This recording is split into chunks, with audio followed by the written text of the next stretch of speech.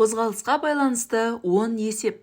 Математиканы ең қызық жолдармен түсіндіремін. YouTube каналыма тіркелуді ұмытпа. Сәлем балалар, бүгін сендерге қозғалыс тақырыбына байланысты 10 есепті түсіндіріп көрсететін боламын. Ең алдымен осы қозғалыс тақырыбының өзіне кішкене түсініктеме айтып кетейік.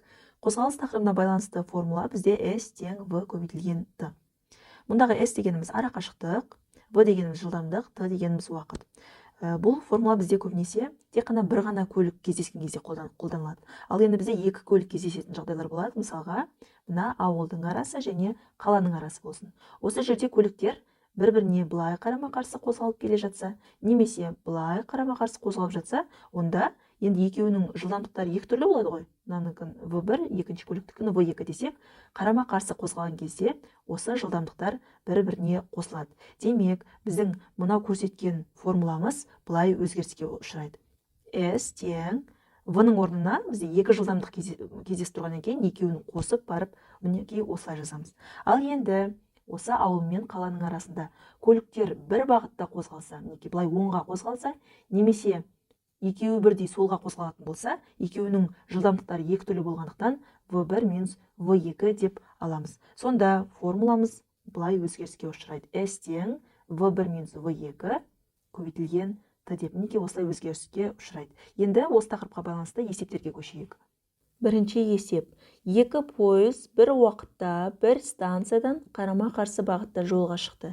Бірінші пойыздың жылдамдығы 60 км сағат, екіншісінікі 70 км сағат. Неше сағаттан кейін екеуінің ара қашықтығы 260 км болады дейді. Жалпы қозғалысқа байланысты есептер шығарған кезде біз сызба сызуымыз міндетті. Мысалға, екі пойыз бір станциядан шыққан, яғни мынау станция болатын болса, бір станциядан қарама-қарсы бағытта дейді. Яғни біреуі міне былай жүріп жатыр, ал екіншісінікі былай жүріп жатыр. Екеуінің жылдамдықтары екі түрлі. Біріншісінің жылдамдығы дейді 60 км сағат екен, ал екіншісінің жылдамдығы 70 км сағат екен. Неше сағаттан кейін екеуінің арақашықтығы 260 км болады. Біз жаңа түсіндіріп өттік, біздің екі жылдамдық келген кездегі формуламыз S тең бізде қарама-қарсы қозғалған кезде жылдамдықтар не істейді? Қосылады, V1 қосылғаны V2 көбейтілген Т. Міне осы формулаға келеді. Енді орындарына қояйық. S бізде 260 км, V1-іміз 60-қа тең, V2-іміз 70-ке тең, көбейтілген Т. Бізден сұрап жатыр, уақытты сұрап жатыр, неше сағаттан кейін деп. Енді осы теңдеуді шығарайық. 260 тең, екеуінің қосындысы 130 болады, көбейтілген Т. Т-ны табу үшін 260-ты бөлеміз 130-ға, Т тең 2. Демек, есептің жауабы 2 сағаттан кейін екі көліктің арақашықтығы 260 км болады екен. Екінші есеп. А және В қалаларының арақашықтығы 720 км. А қаласынан В қаласына қарай жылдамдығы 80 км сағат болатын жүрдек пойыз жолға шықты. 2 сағаттан кейін оған қарама-қарсы бағытта В қаласынан А қаласына қарай жылдамдығы 60 км сағат болатын жолаушылар пойызы жолға шықты дейді. Жолаушылар пойызы жолға шыққан уақыттан бастап екі пойыздың кездесу уақытын табыңыз. Сызба сызамыз. А және В қалаларының арақашықтығы 720 км. Мінекей, мына жер А қаласы болсын, мына жер В қаласы болсын. Екеуінің арақашықтығы 720 км екен. А қаласынан В қаласына қарай, яғни мына А қаласынан В қаласына қарай жылдамдығы 80 дейді. 80 км сағат болатын жүрдек пойыз жолға шықты. 2 сағаттан кейін оған қарама-қарсы бағытта дейді. Яғни мына бірінші көлік 2 сағат жол жүріп тастады. Мына жерде 2 сағат жол жүріп тастады. Қараңыз, 2 сағат жүреді, жылдамдығы 80 болса, қанша жол жүріп тастайды? S дегеніміз V мен Т-ны көбейтеміз. Сонда 80-ді 20-ға көбейтсек 160 км. Яғни мына жерге шейін 160 км жол жүріп тастайды. Қараңыз, толық 720 км еді. Мына жеріміз 160-ын жүріп тастаса, қанша километр жол қалады? Яғни 720-дан 160 аламыз, 560 км жол қалатыны жағында. 2 сағаттан кейін оған қарама-қарсы бағытта В қаласынан А қаласына қарай Қара, 2 сағаттан кейін енді былайынан көлік шықты, иә.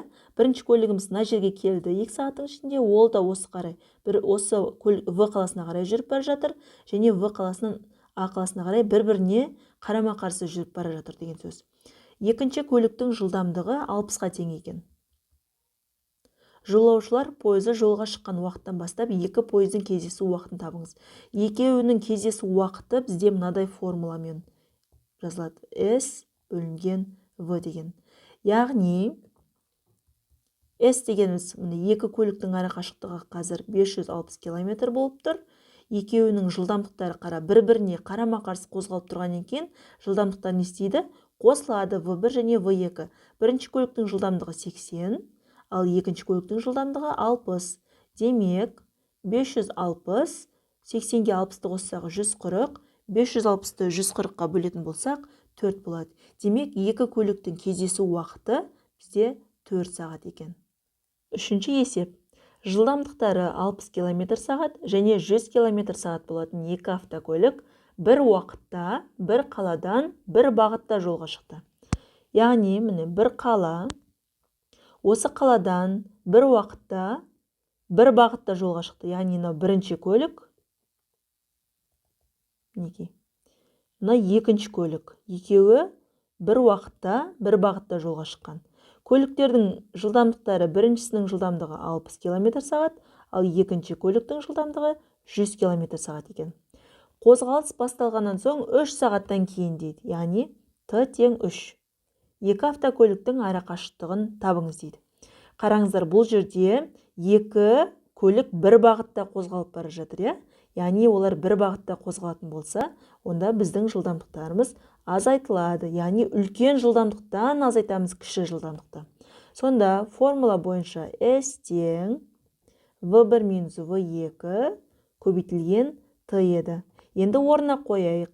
S бізде белгісіз, V1-іміз 100, яғни үлкен жылдамдықтан азайтамыз.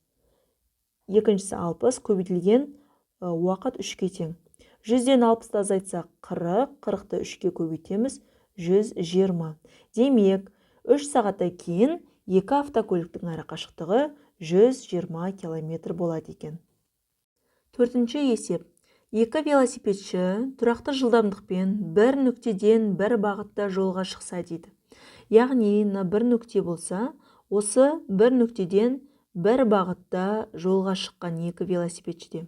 Бірінші велосипедшінің жылдамдығы 30-ға тең екен, ал екіншісінікі одан 1,2 есе артық. Яғни, біріншінің жылдамдығы 30 болса, 1,2 есе артық деген сөз, есе артық десе көбейтеміз. Екеуін көбейтетін болсақ, жауабы 36 болады. Демек, біздің екінші велосипедшінің жылдамдығы 36-ға тең екен. 3 сағаттан кейін екеуінің арасы неше километр болады? Қараңыздар, екі велосипедші бір бағытта қозғалып тұрса, онда біздің жылдамдықтарымыз азайтылады, Жылдамдықтарды азайтқан кезде үлкен жылдамдықтан кіші жылдамдықты азайтамыз. 36-дан 30-ды азайтатын болсақ, 6 болады. Жылдамдығымыз 6-ға тең, уақытымыз 3 сағат деген. 3 сағаттан кейін екеуінің ара қашықтығын табу үшін V мен Т-ны көбейтеміз, қозғалыстың формуласы. V жылдамдық бізде 6-ға тең болды, ал Т бізде 3-ке тең. Екеуінің көбейтіндісі 18. Демек, есептің жауабы 3 сағаттан кейін екеуінің арасы 18 км болады екен. Бесінші есеп. Екі шағын қаладан бір-біріне қарама-қарсы бағытта екі көлік шыққан, қараңдар. Мінекей, мына екі қала болсын. Осы екі қаладан бір-біріне қарама-қарсы бағытта дейді. Яғни, бір-біріне қарама-қарсы бағытта сағат 12:30-да шыққан екі дос велосипедтермен жолға шықты дейді. Олардың жылдамдықтары 15 км сағат. Бірінші велосипедшінің жылдамдығы 15 екен, ал екінші велосипедшінің жылдамдығы 24 екен. Олар 20 минут бойы екеуі де демалды және 15:30-да кездесті. Екі көлік мінекей мына жерде кездесетін болса, сағат 15:00-де кездесіпті және екеуі де осы жолда 20 минут демалған. Қараңдар, 12:30-да шығып, 15:00-де кездесетін болса, арада қанша сағат өтеді? 2,5 сағат, яғни 2 сағат 30 минут өтеді. Енді кездесу уақыты 2 сағат 30 минут болған, бірақ бұл жерде біздің 20 минут демалғаны бар ғой. Демек, азайтамыз, осы 20 минутты алып тастаймыз. Сонда 2 сағат 10 минут қалады. Енді біз мына 10 минут дегенді сағатқа айналдыруымыз керек. Ол үшін мінекей былай жасаймыз. Мысалға, 1 сағатта 60 минут болса, 10 минутта қанша сағат бар? Минуттың астына минут жазып, мына жерден сағатты табамыз. Сонда x тең 1 мен 10-ды көбейтсек 10, бөлімінде 60, екеуі де 10-ға қысқарады, 6-дан 1. Демек 10 минут дегеніміз біздің 6-дан 1 сағат екен. Осы жерді біз былай жазамыз. 2 сағат, 6-дан 1 сағат, екеуінің қосындысы 2,6-дан 1 сағат деп аламыз. Енді ары қарай кездесу уақыты 2,6-дан 1 сағат екен. Біз білеміз, жылдамдықтар бір-біріне қарама-қарсы жүретін болса, екеуі қосылады. S тең V1 қосылған V2 көбейтілген T. Формуланы жазып алайық. V1-іміз біздің 15-ке тең, V2-іміз 24-ке тең, ал кездесу уақыты 2,6-дан 1-ге тең. Есепті шығаратын болсақ, 15-ті 24-ке көбейтсек 39, көбейтілген, мына санды бұрыс бөлшекке айналдырсақ, 6-ны 2-ге көбейтеміз 12, қосамыз 1-ді 13 болады екен. 6 мен 39-ды қысқартамыз 3-ке, мынаған 2-ден, мынаған 13-тен қалады. Алымында 13-ке 13-ті көбейтсек 169 бөлімі 2, 169-ды 2-ге бөлетін болсақ, 84,5 болады екен. Демек, осы екі шағын қаланың арақашықтығы бізде 84,5 километр шығады екен. 6-шы есеп. Автобус қаладан көлге дейінгі қашықтықты 3 сағатта жүріп өтеді. Автомобиль жылдамдығы автобустың жылдамдығынан 12 км сағатқа артық. Автомобиль осы қашықтықты 30 минутқа тезірек жүріп өтеді. Қаладан көлге дейінгі қашықтықты табыңыз дейді.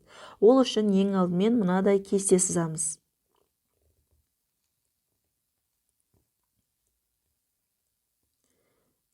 Бірінші автобус, екінші автомобиль. Жылдамдық және уақыт. Автобус дейді, қаладан көлге дейінгі қашықтықты 3 сағатта жүріп өтеді. Демек, автобус 3 сағат жүріп өтеді. Автомобильдің жылдамдығы автобустың жылдамдығынан 12 км сағатқа артық. Автобус егер V жылдамдық жүрсе, автомобиль одан 12 км сағат артық жүреді екен. Және автомобиль автобустан 30 минутқа тезірек жетті.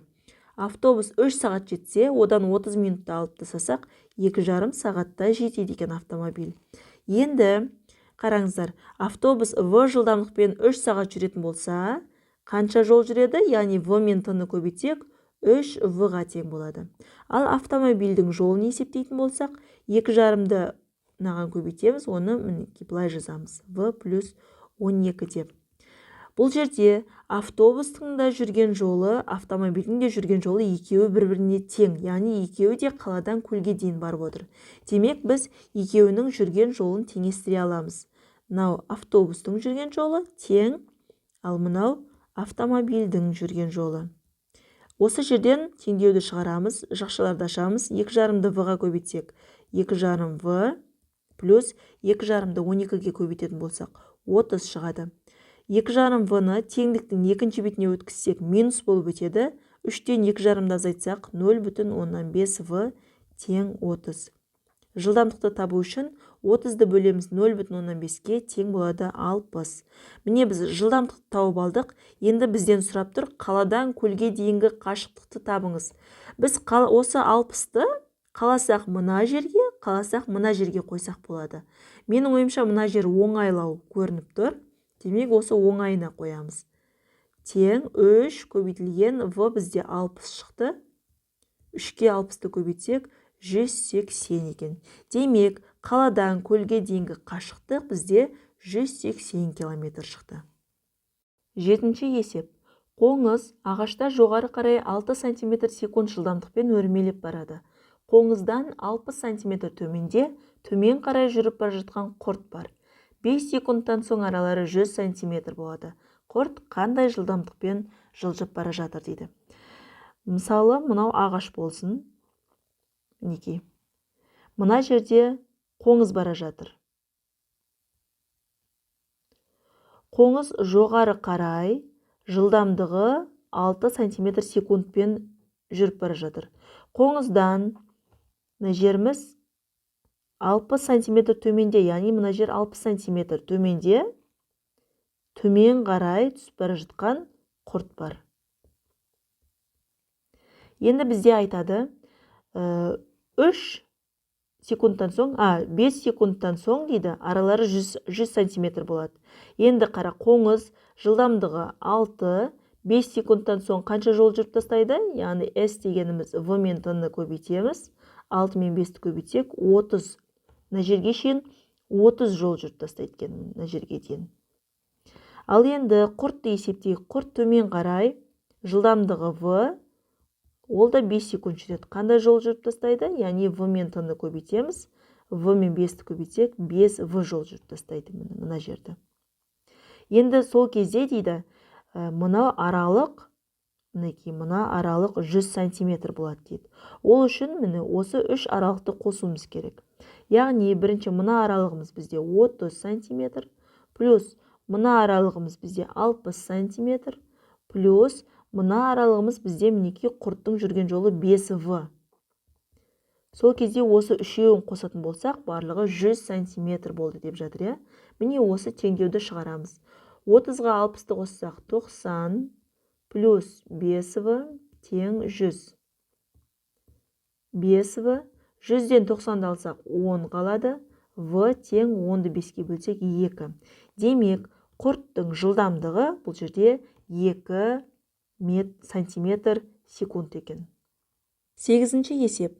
Белгілі бір қашықтықты автокөлік 120 км/сағат жылдамдықпен 4 сағатта жүріп өтеді дейді.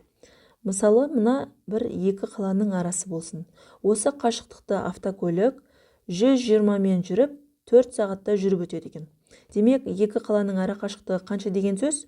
Ол үшін S тең V-ны T-ға көбейтеміз. Яғни 120-ны 4-ке көбейтсек 480 км. Демек, мына екі қаланың арасы 480 км екен дейді. Енді автобус осы жолда, яғни осы жолымыз қанша болып тұр? 480 болып тұр ғой.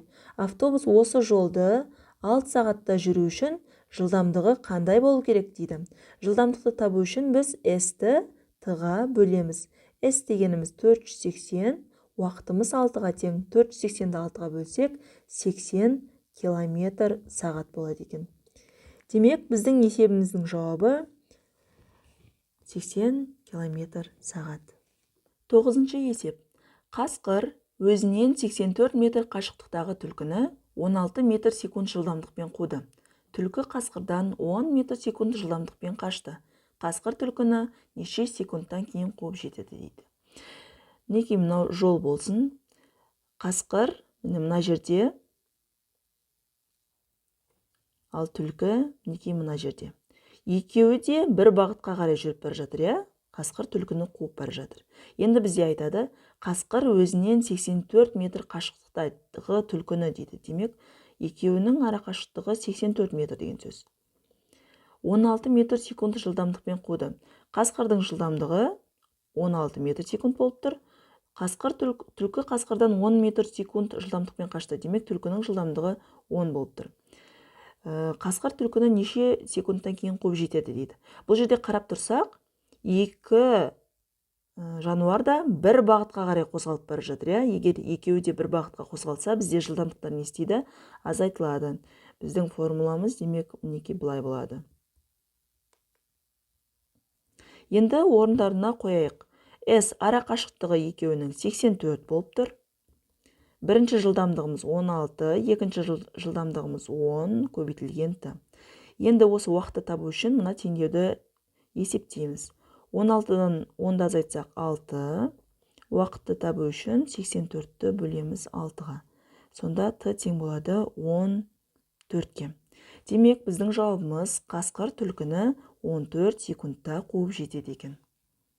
10-шы есеп. Автокөлік 4 сағатта 312 км жүріп өтті. Егер ол жылдамдығын 5 км сағатқа азайтса, автокөлік 5 сағатта қандай қашықтықты жүріп өтеді? Автокөлік 4 сағатта, яғни уақыт 4 сағат болып тұр, 312 км жүріп өтті, яғни жол 312 км болып тұр. Біз осы жерден жылдамдықты таба аламыз ғой. Жылдамдықтың формуласы S-тің т-ға қатынасы, демек 312-ні 4-ке бөлетін болсақ, 78 км сағат болады екен. Демек, біздің жылдамдығымыз 78 болып тұр. Егер ол жылдамдығын 5 км сағатқа азайтса, яғни 5 км сағатқа азайтсақ, 73 болады. Демек, біздің жылдамдығымыз 73 км сағат болып тұр. Автокөлік 5 сағатта қандай қашықтықты жүріп өтеді дейді. S-ті табу керек. S дегеніміз V мен T-ның көбейтіндісі.